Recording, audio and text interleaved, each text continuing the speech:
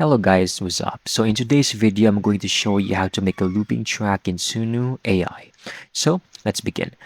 First, go ahead, log into your account in sunoai.com.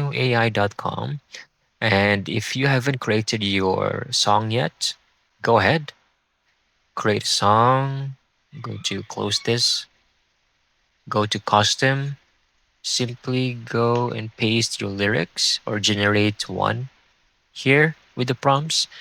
You could just simply copy paste the song up until all of the characters are used up, which is 30,000 for version 4, and then create the song. Or if you already have the song in your library, I'm going to click this particular song.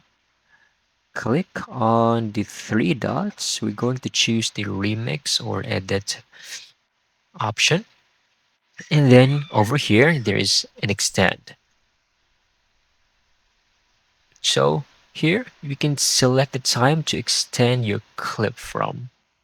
So we can actually play this and just enter the specific number or time you would like to extend or loop your track.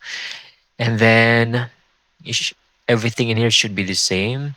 And then hit remix. And it should take less than a few minutes. And you're done. Quick and easy. I hope you found this video very helpful.